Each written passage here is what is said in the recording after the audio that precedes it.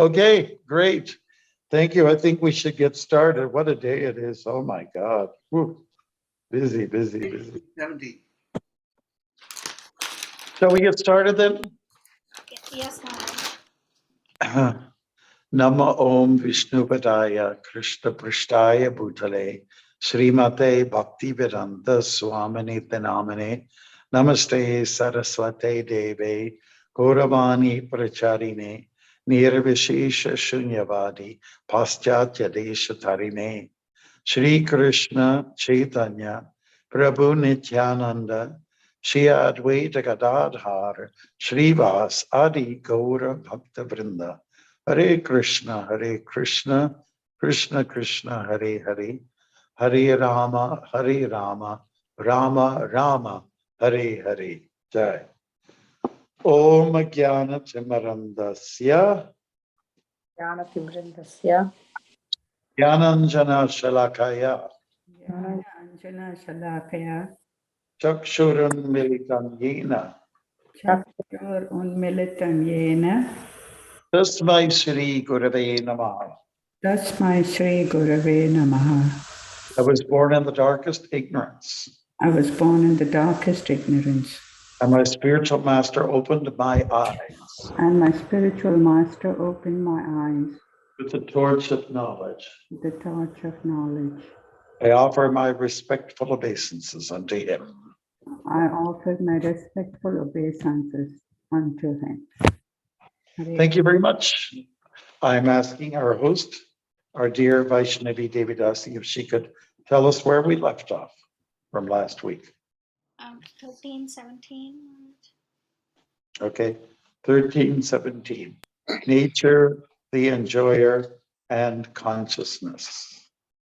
Okay, I'll go for the Sanskrit, the English, and then we can break up the purport with two people reading it. Okay. Splitting it in half. Okay. Avibhaktam cha bhuteshu vibhaktam eva cha stitam bhuta prat cha tajgeyam grashishnu prabhavishnu cha. Although the supersoul appears to be divided among all beings, he is never divided. He is situated as one. Although he is the maintainer of every living entity, it is to be understood that he devours and develops all. Okay, so did we not do that last week? Hare Krishna.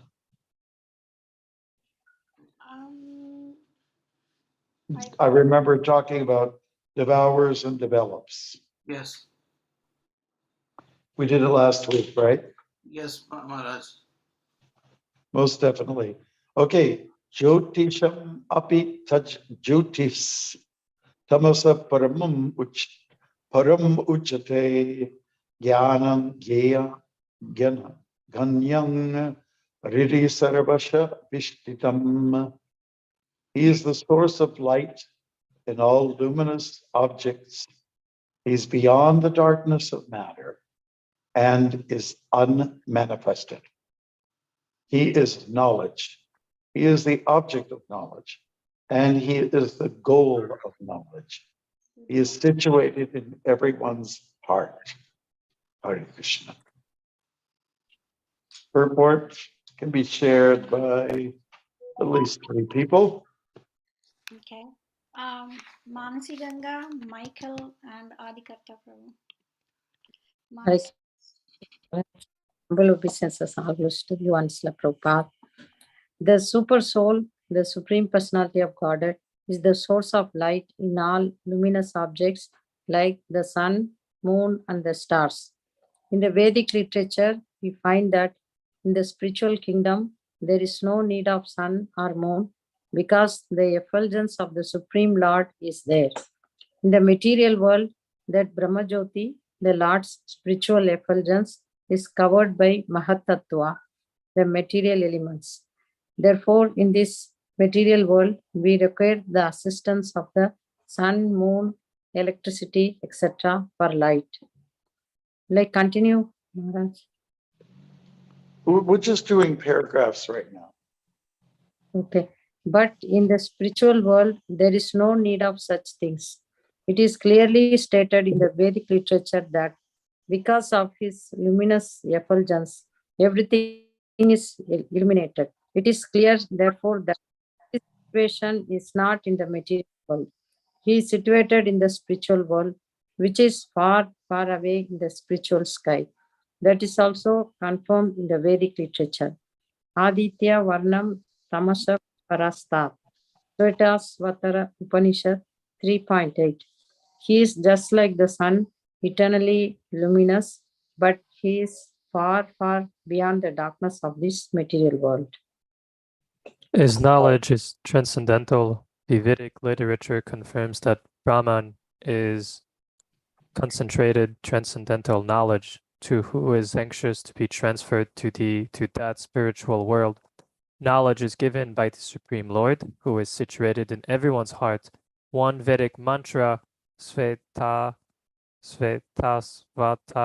Upanishad 6.18 says, Tamha Devam Atma Buddhi Prakasham Mumukshur Vai Saranam Aham Prapadye.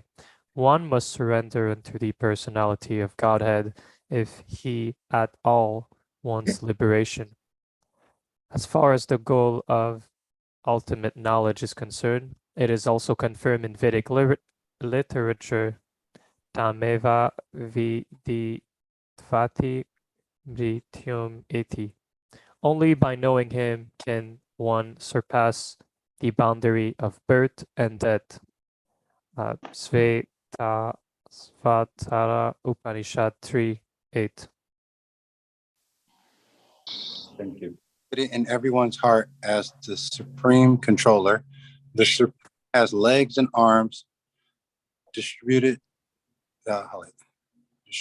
everywhere, and this cannot be said of individual soul. Therefore, that there are two knowers of the field of activities, the individual soul and the super soul, must be admitted. One's hands and legs are distributed locally, but Krishna's hands and legs are distributed everywhere.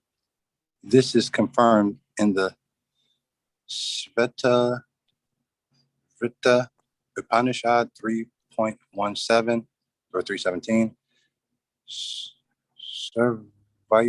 Sarvasya Prabhum Sam Sarvasya Saranam Brett. That supreme personality of God, super soul, is the Prabhu or master of all living entities. Therefore, he is the ultimate shelter of all living entities. So there is no denying the fact that the supreme super soul and the individual soul are always different. Hare Krishna. Jai, thanks for the great reading. You handled yourself there, going through that, wading through that Sanskrit there, Prabhu. And thank you, Michael. And thank you, was it Manasi Ganga? Yes. Hare Krishna. Yeah, so here we're just talking about some of the credentials of the super soul. There's a lot to be credited to his very being. For instance, he says he's the source of all the luminous objects, and Prabhupada explains in the purport that the spiritual world is illuminated. It doesn't need electricity, solar power. It's not like a Tesla or a automobile. It just happens to run automatically, but not necessarily automatically. Because of the presence of the super soul, everything's lit up in the spiritual world and it's energized. So that is one point. He is unmanifested. That means you can't see him with the naked eye, but he exists on a subtle level. He is knowledge, and he is also the object of that knowledge. and the goal of knowledge, which is reiterated in chapter 15, text 15. Please look at that one, okay? Sarvasya Chaham, Ridi Sanishta Vishko, 15:15. Matasmritir Jnanam Apohanam Cha Vadaischa Sarvair Aham Eva Vidyo Vedanta Karid Veda Vedeva Chaham. Excuse me. I am seated in everyone's heart, and from me comes remembrance, knowledge, and forgetfulness. By all the Vedas I am to be known. Indeed, I am the compiler of Vedanta, and I'm the knower of the Vedas. So the super soul is the source of much, and the super soul is sourced from Bhagavan. So just touching on the three levels of God realization.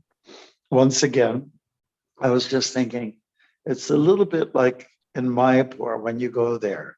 You go for the date rust. The date rust, the trees are tapped and like overnight, and then the sap is collected in the terracotta containers. And in the morning, the guys go and they kind of shimmy their way up. These are usually lean men, and they could just shimmy their way up the tree like a monkey will, but with the greatest ease, and just collect that sap. Okay, so if you get that sap directly, and you've got to do something about it before the sun comes up, otherwise it turns into wine. Okay, so you can drink a little bit of that. That's like Brahman. And then when you empty it out into all the collected pots, if you will, of this sap, into a larger container. And then with the same tree, you put the palm leaves underneath and start a fire with those dried leaves. And then you cook it down. If you catch it halfway, you get the thick, syrupy, wonderful. Wait a minute, there's an echo. Oh, Okay.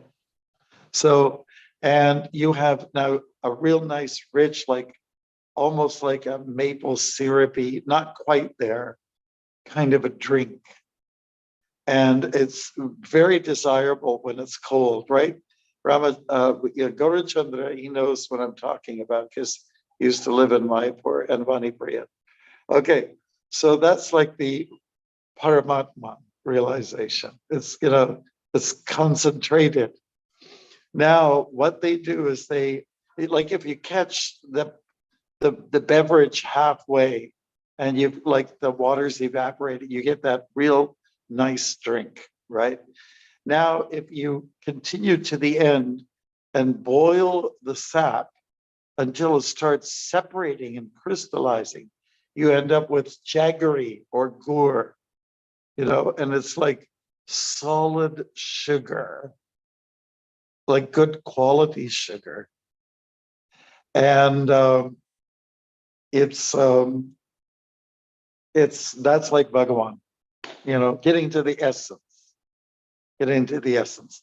So we've been talking about the super soul here in this chapter. This is about the super soul and the individual soul. Okay, so the super soul has a lot going for himself. He's described here as being invisible or unmanifest. He's knowledge, the object of knowledge. He's like in the heart, your heart, and he's also the source of light. So there's a lot of credentials there. There's a lot of qualities that we find in the super soul. And that super soul happens to be with us. So when you realize these things, how can anybody be depressed or lonely when you have this powerhouse in you? Do you understand what I'm talking about? It's not a simple thing, Paramatma being in your heart. He's more than just a guardian angel. He is He lights up your life. And he acts as an overseer and over permitter. He's like a babysitter for the little, individual soul who does his or her nonsense all the time, Super soul is there to kind of watch and guide. And if you can tap into the super soul by your good behavior and by your attempt to please Krishna, he'll give you some direction. He'll give you direction.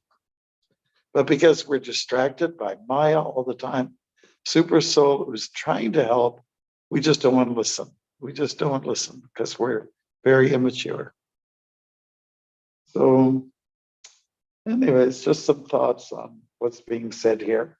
And Prabhupada ends up saying what Adikarta was reading the last bit there, that you compare the soul and the super soul, but they're almost incomparable.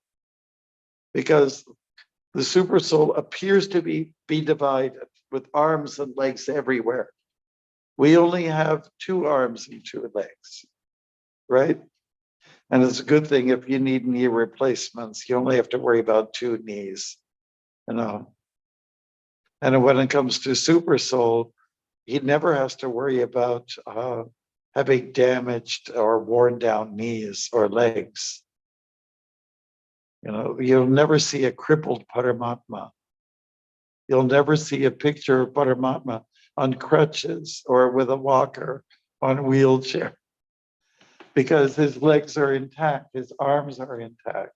It's not like super soul goes through is like a war victim, Always he's intact. And so that's why we should, if you can always keep in mind, Paramatma's with me. I'm not alone. Shining, full of life, full of knowledge. Yes, that's what we say about the Paramatma realization, is that you've got 2 components that you can say are your companions. Number 1, you appreciate eternality because that's the nature of Sat or Brahman. Brahman is eternal. Chit refers to the Paramatma, means you're realized. There's cognition, right? And then when we talk about Bhagavan, it means you're happy, happy, happy, happy. Right? Everyone knows the song by now, right? Okay, just some thoughts. Anyone else want to say something? I have a question. Sí, señor. First of all, I love that metaphoric or comparison between Brahman, Paramatma, and Bhagavan with the Kejur Rush, how the Bengalis they call. I love how they say Kejur Rush. Anyway, it's beautiful.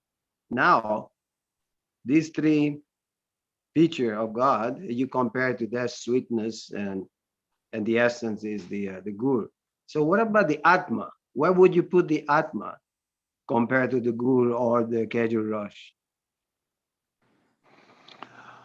Well, I'm not comparing. I'm not comparing. But what we're to understand is that we are a little piece of Bhagavan. We're just a little, Prabhupada always talks about the spark coming out of the fire. The fire is intense. The fire is full of light.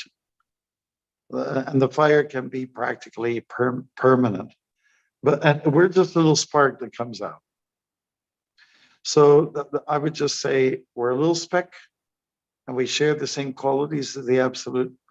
But in terms of the quantity level, we are lacking. We're lacking and will never, ever catch up. We'll never catch up.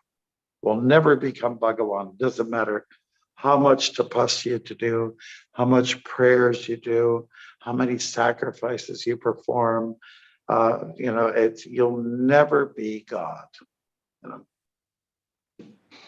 on either of those features. But it's true, we are, within the components of every individual soul, we have a little bit of all of those. Yeah, I don't think you can compare. That's what Prabhupada's saying. You can't compare the super soul, for instance. We're talking about the second level. Super soul is spread everywhere, arms, legs, eyes, faces, everywhere. But we can't boast that. We just can't.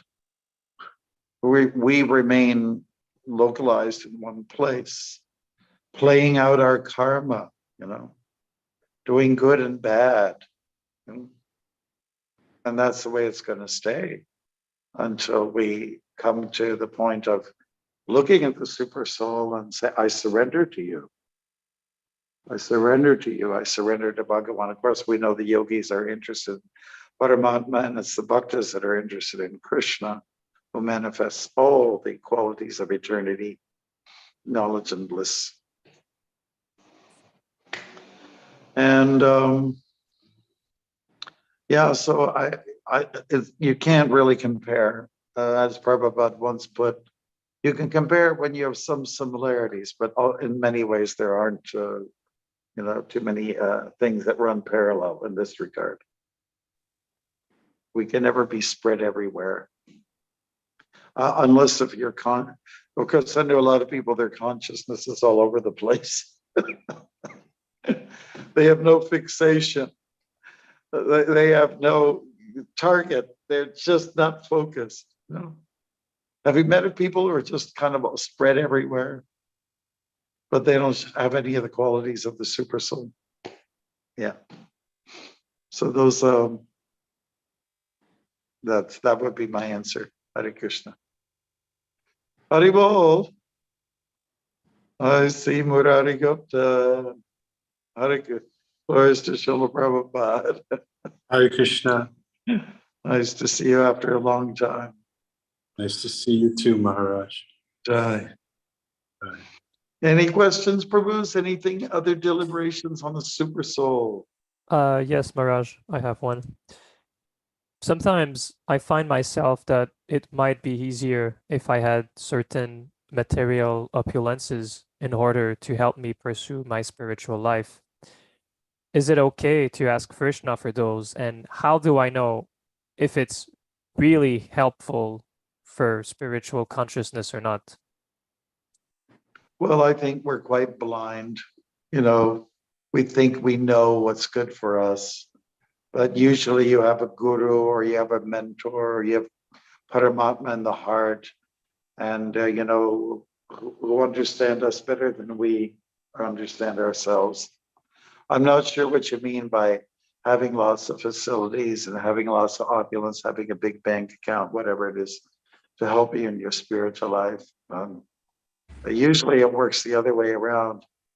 Those who are oftentimes bereft of the material assets of wealth, knowledge, parentage, and bodily beauty, usually they become liabilities for spiritual assets. It is said in the Bhagavatam, you cannot approach the Lord with sincere feeling if you are enamored by those assets.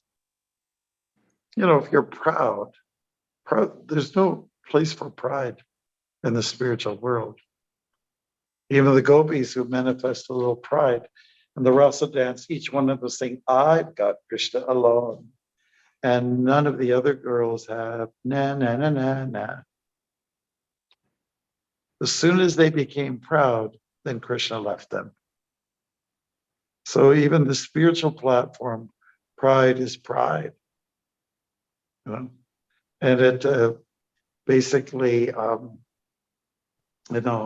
when you're proud, you're hijacked of good qualities. A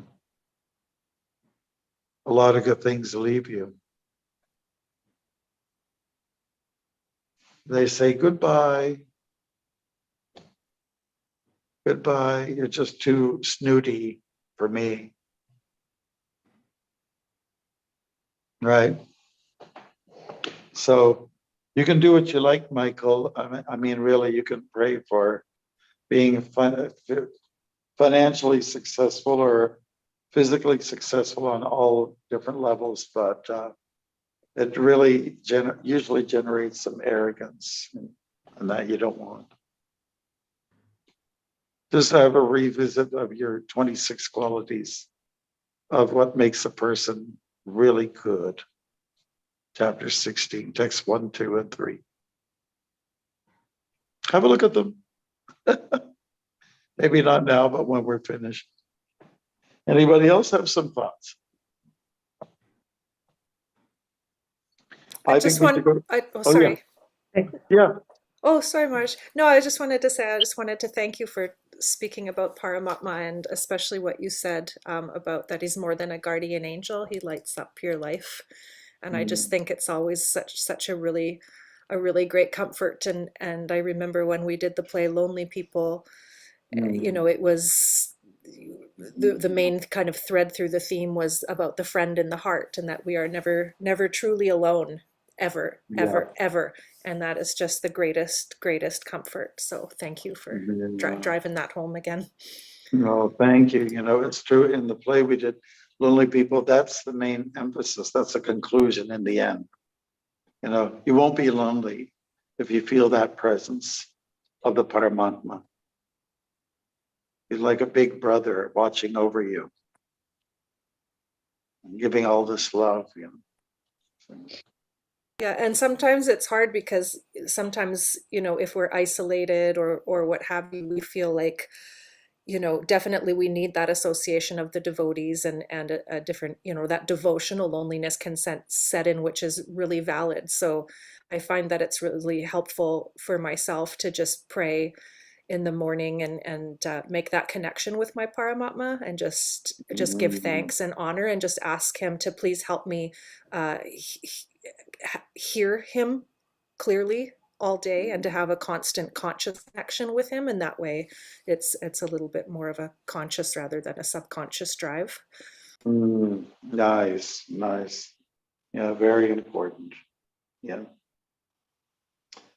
Yeah, we're lucky to have Paramatma. I wish the world would talk more about God in the heart. You know, I think I mentioned to your group that the other day we were at a park in Hamilton, and we had our little wonderful kirtan party of about 25 people with kids and older people, everything else in between. We were chanting, it was so sweet. And then next to us, just a few meters away, was the atheist party. And they were 3 people sitting by a table and a chair. And they had a big plaque saying, "Ask an atheist," hoping that people would come and talk to them. Well, for the 2 hours that we were there, no one came. But we had so many people coming to us. And we gave them love and prashad, and all these people that came to us. And near the end, I told Billy, who was with us, I said, "Billy, why don't you, what was left over prashad, why don't you give it to the atheists, you know?" And you know, they were so lonely and just empty. And as soon as the devotees came with the love of the prasadam, they just melted. Because that's what loving Krishna is all about. Krishna in the heart. And it's about sharing. How dare people go around and say there isn't anything out there? How dare they do that? I feel bad for them. I feel they had some maybe bad experiences, perhaps coming from people who profess themselves to be godly, but did unholy things. So I think the testimony that God lives is through love. And when you give out prashadam and you give people, you know, so joy. I mean, it was just like, we were like magnets. I must tell you that the people would walk by, they'll come, they'll walk, they'll stop, and just not always come close, just sit and listen and watch us and see, wow, that's a community. There's a lot of love flowing out of those people. Yeah, it was great. Okay. Thank you so much for your comments, Nitai Priya. I think we should go to the next shloka. What do you think? Should we do a vote on it? Yes, okay, that's fine. Okay. All right. So let's get someone to do the Sanskrit, the English, and then we can have at least two people read.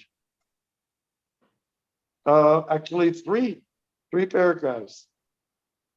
Okay, that's four people altogether. Volunteers.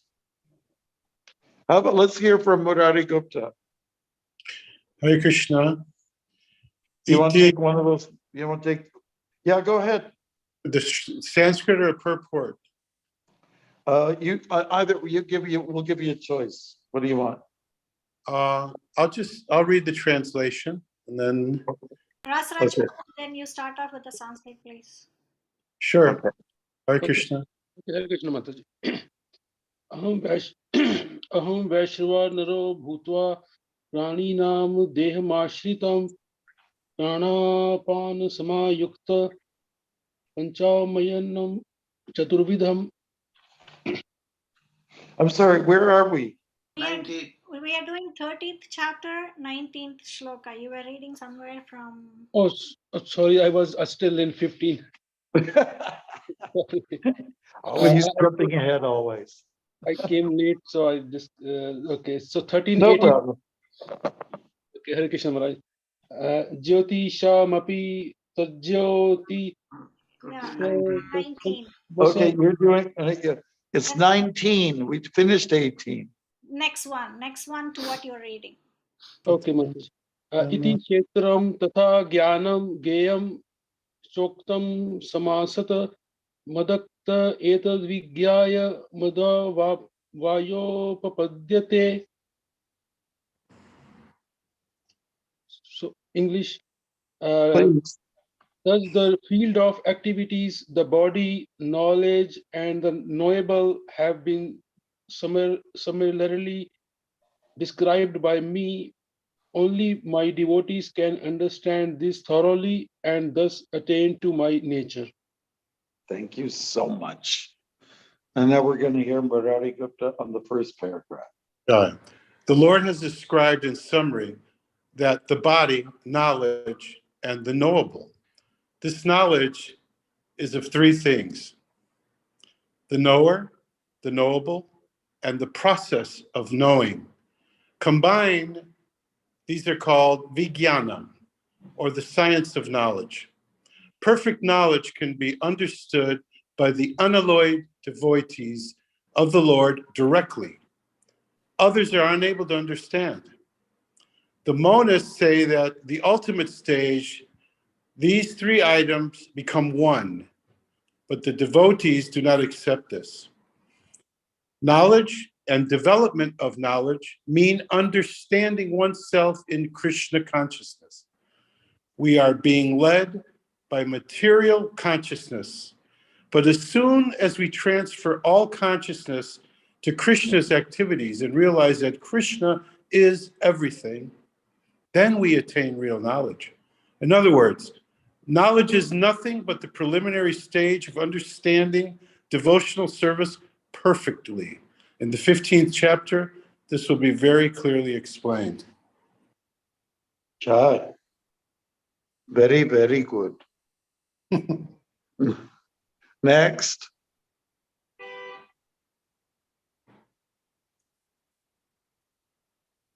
Any Vaishnavi, can you get someone to read? Now, to summarize, one may understand that verses 6 and 7, beginning from Mahabhutani and continuing through the Chetana Dhritihi, analyze the material elements and certain manifestations of the symptoms of life. These combine to form the body or the field of activities. And verses 8 through 12, from Amanitvam through Tattva Jnanartha Darshanam, describe the process of knowledge for understanding both types of knower of the field of activities, namely the soul and the super soul.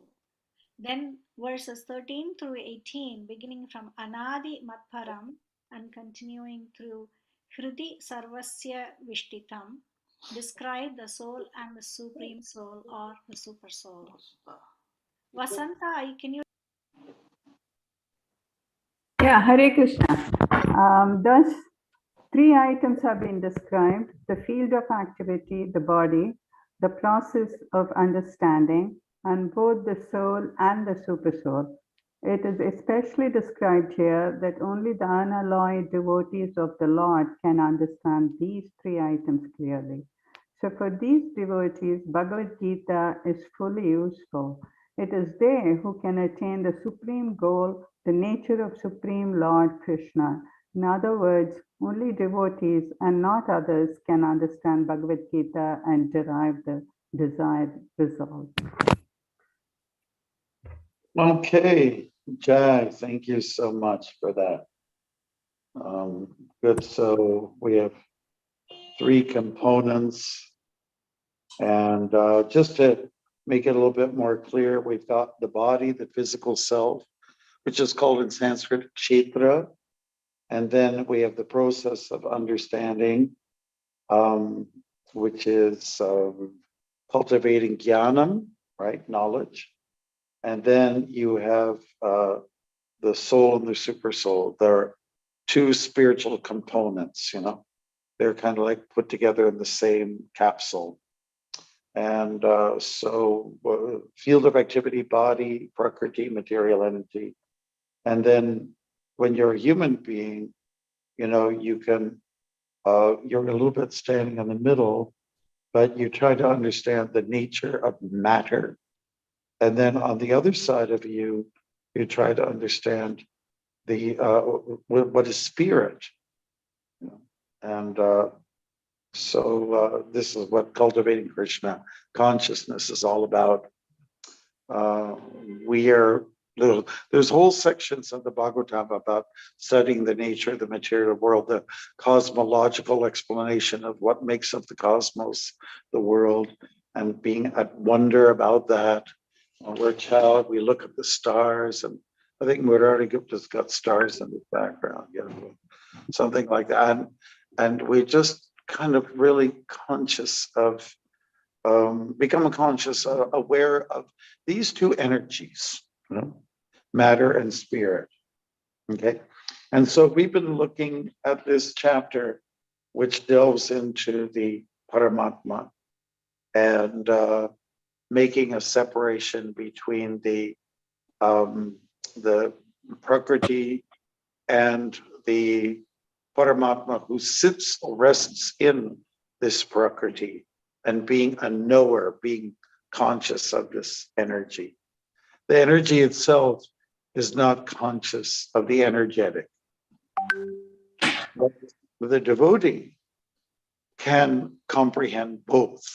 So we're expected, according to the Ishopanishad, to study both matter and spirit, to know the nature of the world, because as well as the spiritual world.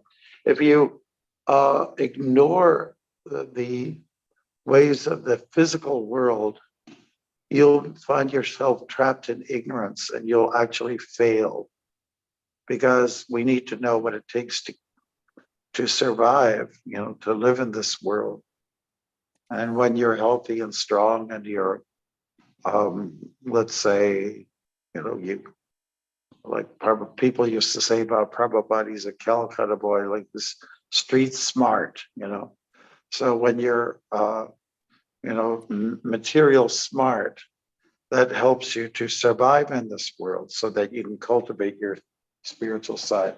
Many, many times, Prabhupada had written to devotees or spoken to them, said, top of the priority is your health, you know. When you've got good health, then you can comprehend the spiritual world. When there's bad health, like if you go through a tsunami, don't, and like we had some devotees, they went to the tsunami and they just lost their, you know, their house, their family. And some devotees, they realized in the beginning, you can't just go and sell them a Bhagavad Gita, you know. They just need basics. the simple bare necessities. And then it's possible to cultivate your spiritual side. Okay, so anyways, those are 3 ways to look at the world, and what makes up the world. So a big important part is the 2 kshetrajnas. There's 2 of them, and they're both spiritual. We are spiritual and Krishna is spiritual.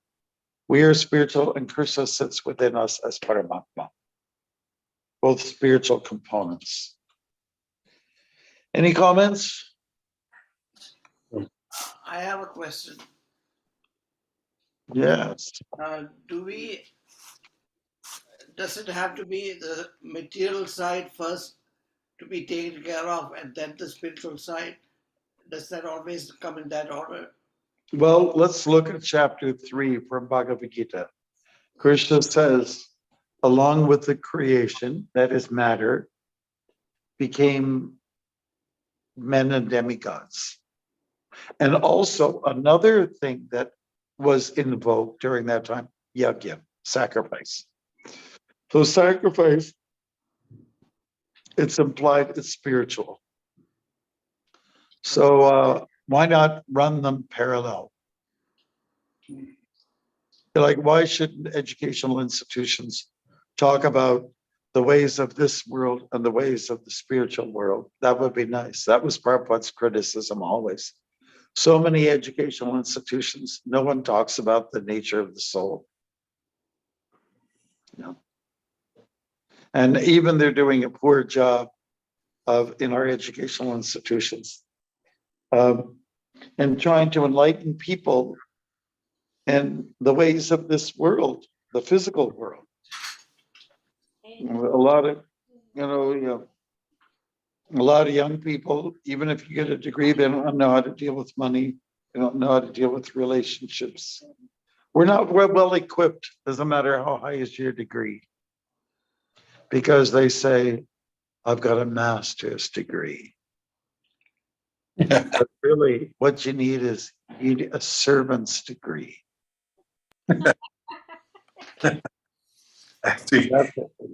You need a servant's degree. Like one of our prominent people in the community here, Gelda, his name was Shukadev, and he ran a company that, like, he sold a formula for yogurt, making yogurt to Japanese. He was like he had a laboratory and a food business, and that's one of the things he was known for. He's since then passed away. But I was at his shop, his warehouse and laboratory and what have you, big square building, a few times, and he told me, he said, we don't hire university students. I said, well, don't you want smart people to help run your business? And what he said is the problem is they think they know everything. Right? So if you cultivate knowledge, but there is no aspect of protocol, etiquette, kindness, humility, then what's the value of your smarts? Hare Krishna.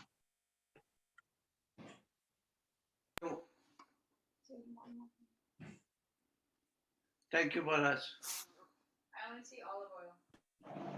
Maharaj, I'm sorry to chime in. Just kind of have a question about like that perspective of, needing to cover the basics, and then kind of pertaining to what Michael was saying earlier about, maybe certain opulence is needed in devotional life, and definitely we need to take stock of like what is our real motive here subconsciously. But so like for myself, like I need musical equipment in order to do you know, my musical seva and my dharma as an artist and what I can do. And those items can be expensive, and I need to make money in order to do those things. And that's what I'm doing. So it's kind of like the bridge between those two worlds and the dovetailing aspect. And I'm just wondering if there's nothing wrong with that. you could Now talk. we're talking about opulence. Oftentimes it's referred to, according to Prabhupada's definition, when there's an excess, you know.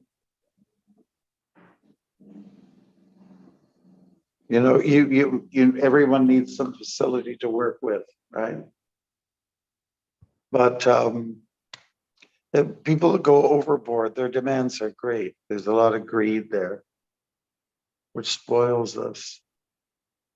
If we be content with our quota, Isha Vashamidam Sarvam, Yat Kincha Jigacham Jigat. When Michael was talking before, I got the sense that he said, I can do well if I have all this extra cash around. Right?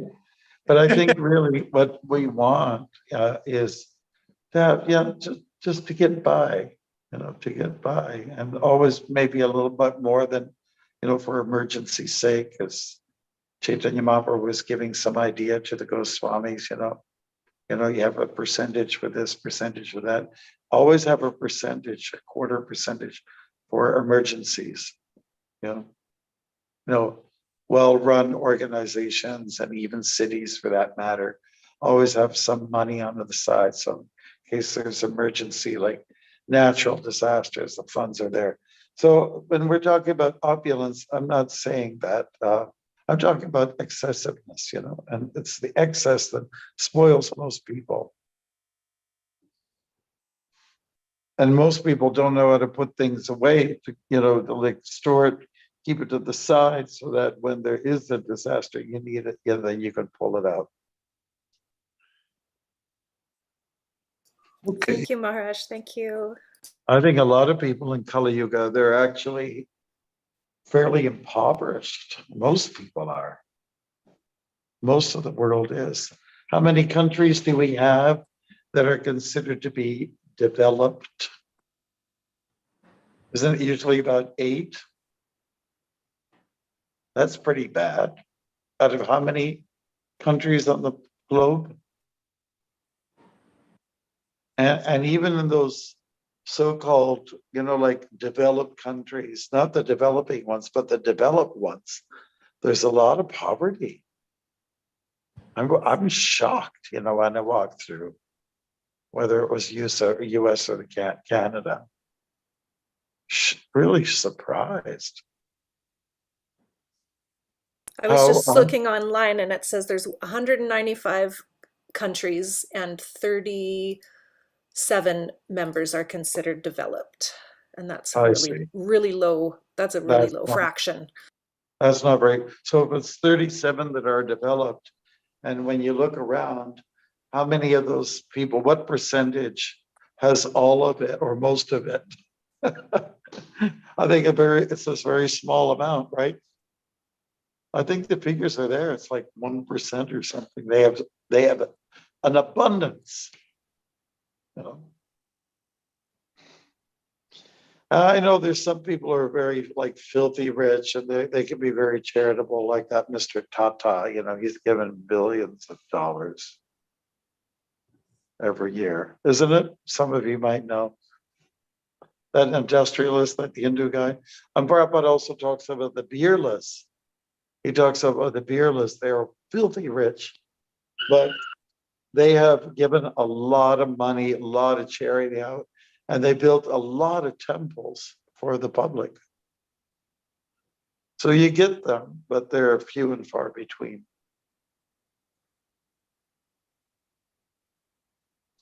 Okay, any other questions, Bruce? Thoughts? Maharaj, one more question.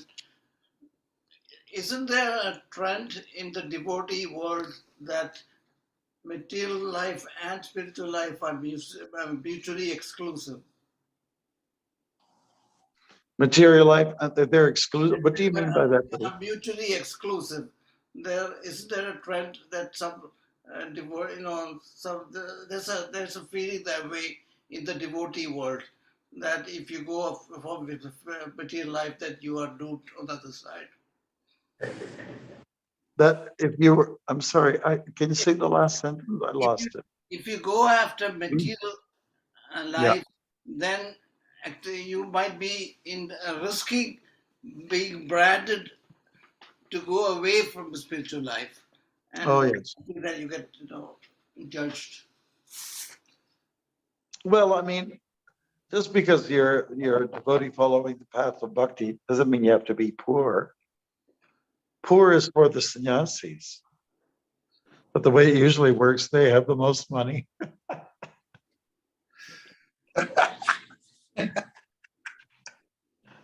No, I mean, if you're following the line of bhakti, it doesn't mean you have to be impoverished.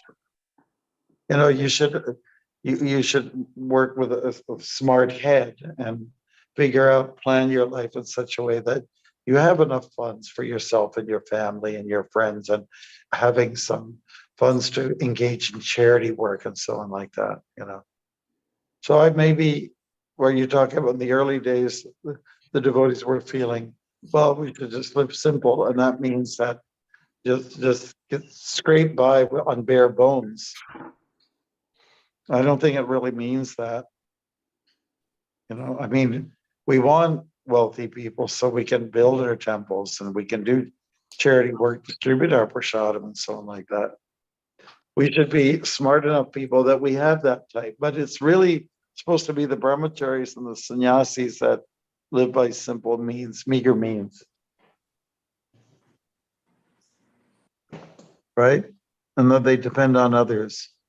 But when you're a grahastha, you can make all the money you want. Be filthy rich. Why not? But it depends on how you use the facilities that you have.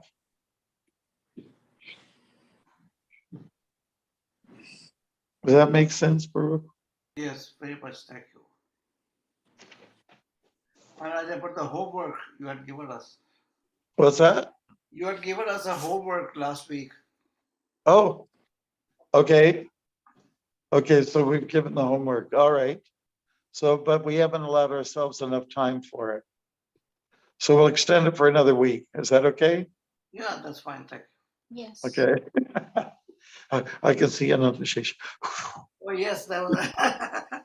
I can add a few more from this week's verse. Yeah, that's what I was thinking too. Take a little time. But I'll read to you just a poem, then we'll do.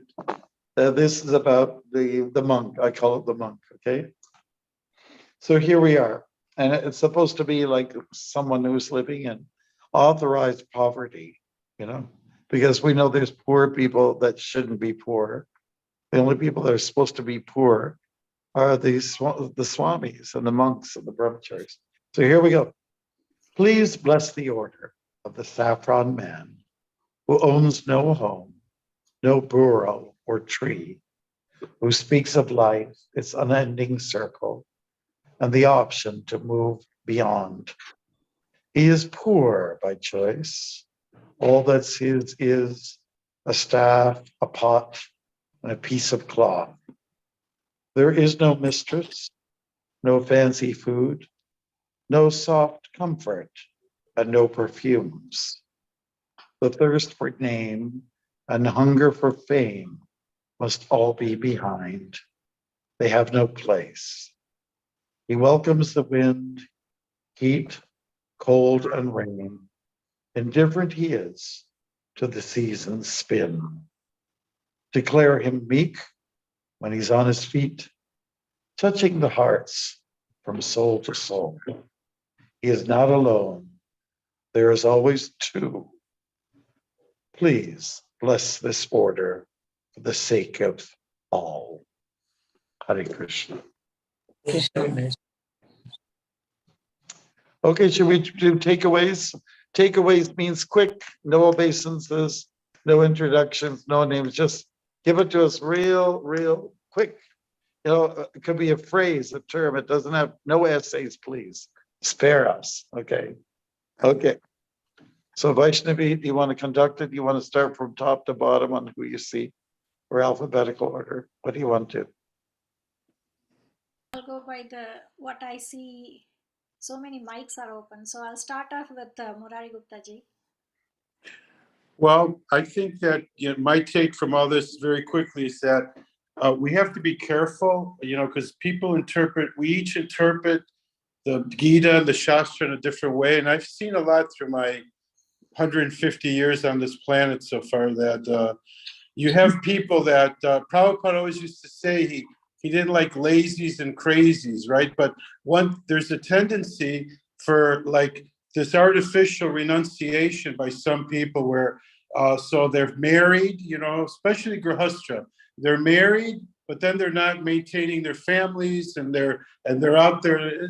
That's not what we're supposed to do. So my take is that you have to do your duty, but you have to give a good part of it back to Krishna. And always, that's the most important part I see of all this. I thought of Bhaktimarga, what he said, and what I felt he was saying is that not necessarily that he wanted like a bunch of cash or a black American Express card, with the $100,000 limit.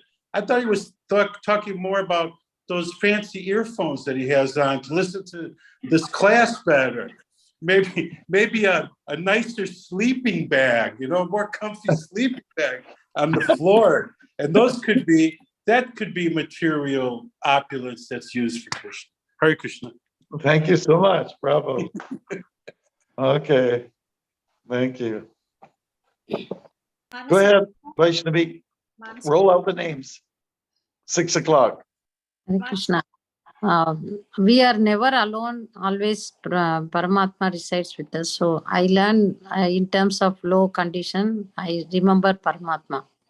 Yes. Me. Bravo. Hare Krishna Maharaj. My takeaway is that material and spiritual run in parallel. For example, Bhaktivinoda Thakur was a judge and he was working as a judge, and parallelly he was very highly in spiritual life also. Jai, Haribol. Rasraj Prabhu. Yes, Maharaj. Never alone, always with the super soul. Yes, bravo. Arjuna. Never, no reason to be sad because a big brother is always with you. Nice. Good. Michael. Be careful what you ask for. Okay, thank you. Lord Chandra. Yes, the poem remind me of when Prabhupada said, sannyasi, they run away from Lakshmi, but because they love Narayan so much, then Lakshmi start to run after them. Nice. Haribol. Very good. Gunam. Krishna Maharaj, Paramatma is everybody living, never separate. Yes, thank you. Nitai Priya. Be content with your quota and servant's degree. Jai, very good. Okay. Krishna. Krishna is everywhere, only devotee understand Krishna. Jai, Haribol. Vasanta. Devotional path is the easiest, simplest, and most effective path to reach Bhagwan. Vishnu Priya.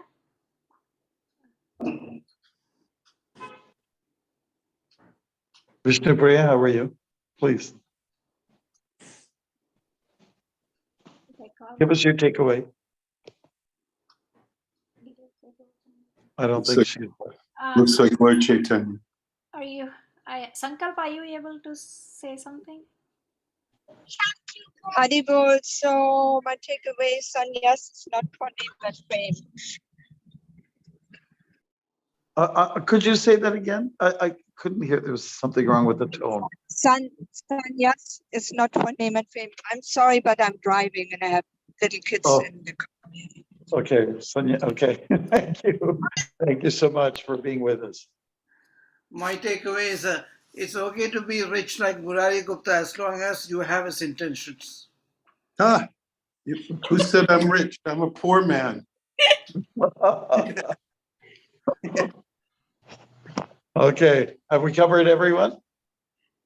Host. So we are not alone at any time, even though we hear that it's not easy to let that sink in. Okay. Thank you, everyone. You are great. Vishnu Priya, are you able to say something now? Has she come on yet? Yes. Am I audible? Yes. Yes, hurry quickly. All right. It was be content with what we have. Jai. Very good. Very good. Okay, I guess we've done well. Thank you. Hare Krishna. Bless you. I'll see you next week. Haribol. Jai. Krishna Hari Maharaj. Hari Thank Hari you, Bol. Maharaj.